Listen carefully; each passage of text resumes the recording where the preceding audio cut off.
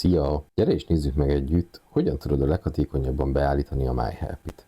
A felületünket a myhelpy.app weboldalon keresztül, vagy a pro.myhelpy.app-on keresztül érted el. A regisztrációhoz válaszd a regisztrálni szeretnék opciót. Ezen a felületen az e-mail címed megadásával vagy Google autentikációval be tudsz jelentkezni a felületünkre. Nézzük most meg, hogyan is tudunk bejelentkezni. Itt megkapod a kódodat az e-maileden keresztül. A regisztrációs felületen landolva elkérjük a keresztnevedet, telefonszámodat. Ha rendelkezel meghívó kóddal vagy promóciós kóddal, akkor ezt itt ezen a felületen szintén megadhatod. Ezen a felületen kell beállítanod az üzleted szalonodhoz tartozó adatokat. Szépen végigvezet a platform, hogy éppen most milyen adatok beállítására van szükséged. Itt megadjuk a vállalkozásunk adatait. Vállalkozása neve, megadunk egy képet, ország, város, irányítószám. Kiválasztod, hogy milyen valutában szeretnéd megjeleníteni az áraidat. Mint látod,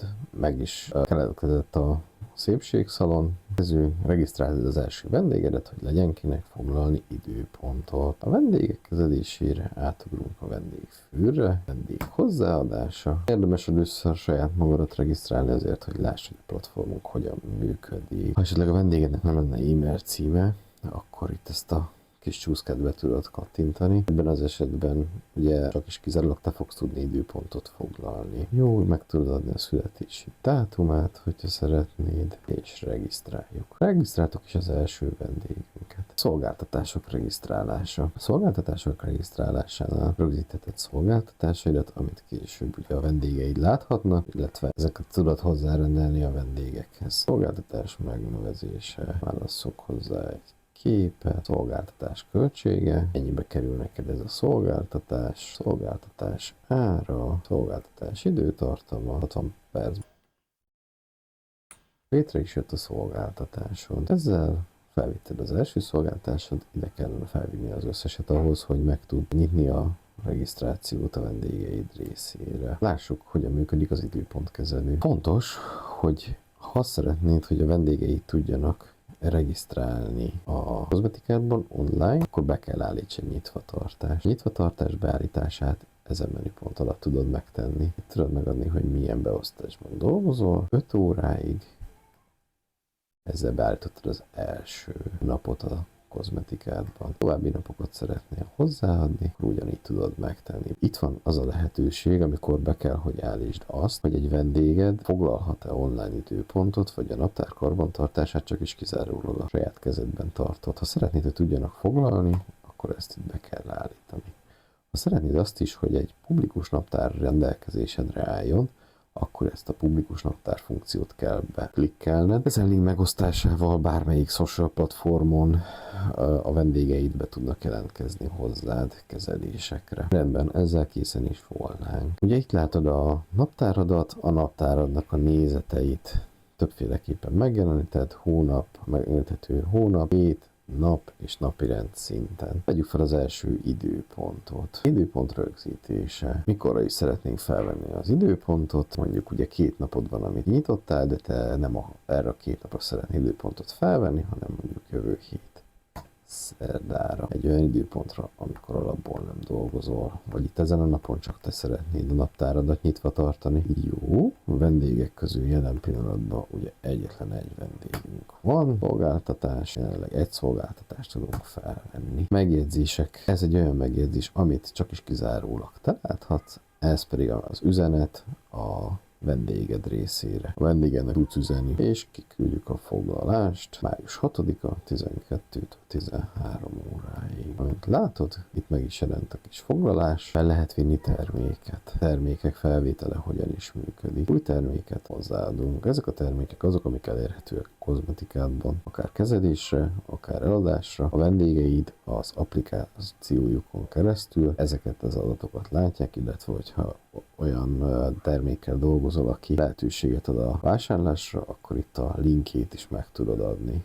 Legyen a kiválasztott termék Lawrence-nek egy terméke, ezt tudsz feltölteni természetesen képet, és tudsz hozzáírni egy rövid leírást. Ez a leírás kimásolható a Lawrence-nak az oldaláról, ennek a beszerzési árát. Itt látod, ezt természetesen csak saját magad látod, az eladási árát pedig a Lorenz oldaláról be tudod dobni. Saját linkedet ki tudod másolni, ezáltal kattintható lesz a link a vendégeid számára is. Ajándékkártya létrehozása. Hogyan tudsz új ajándékkártyát hozzáadni? Ajándékkártya megnevezés legyen mondjuk egy 10%-os ajándékkártya. 100%-os kedvezményt szeretném beállítani. 10% kép kiválasztásában, képként pedig hozzáadjuk az ajándékkártya képünket. Szuperbe is tudjuk állítani az ajándékkártyát. Hogyan lehet hozzárendelni a vendégünkhöz az ajándékkártyát? Kikeressük a vendégünket, az ajándékkártya fülön megkeressük az ajándékkártyát, így tudjuk beállítani az ajándékkártyáink közül azt, amit szeretnénk neki adni. Tudunk adni egy felhasználási időintervallumot, ezt mondjuk legyen május 31, beállítjuk, elküldés. Ebben a pillanatban a vendéged értesítést kap arról, hogy ajándékkártyája érkezett, és már megy is megnézni, hogy mit kapott, és mikor tudja leghamarabb felhasználni. Egyik kedvenc funkciónk a vendégkarton. A vendégkartonnak van egy alapbeállítása, bőrtípus, kezelési terv, allergia, egyéb. Ez az egyik ilyen elsődleges adat, amit látunk a vendégünkről. Ezeket értelemszerűen ki tudjátok tölteni, és mindig a rendelkezésetekre áll az adat a vendégetektől. Innentől kezdve nem fog kelleni semmilyen jegyzetet papír alapon készíteni, mert rendelkezésetekre áll ez az információ. A további részek ugye az előzmények, itt látjátok azt, hogyha már vannak előzmények a vendéggel a korábbi kezelései kapcsán, és ezeket a kezeléseket végig tudjátok nézni, miket dokumentáltatok előtte, utána képek, illetve hogy milyen dokumentumot töltöttetek fel az adott kezeléshez, így nem adminisztrációs káosz. Ezeket szépen a MyHappy intézi helyettetek. Nézzük meg a számlázást, hogyan működik a nyugtaadási része a platformunknak. Automatikus számlázás. Megmutatom nektek, hogy ezt hol tudjátok beállítani. Számlázás beállítása. Hogyan tudunk számlát beállítani? Az előfizetés fül alatt van egy számlázási adatok megadása. Itt meg kell adnod, hogy magánszemélyként vagy cégként szeretnél regisztrálni. Nyelv kiválasztása. Természetesen magyar. Itt vannak az elérhető csomagjaink, természetesen a 30 napos próbaidőszakot azt a mai nappal kezdjük meg. Számlázás beállítása. Ide szükséges megadnod a Bilingo applikációnak a kulcsát, a számlán szereplő tétel megnevezését, amit szeretnél, hogy megjelenjen a nyugtán. Kell beállítanod, hogy milyen adókulcsra kell, hogy számoljon a Bilingo.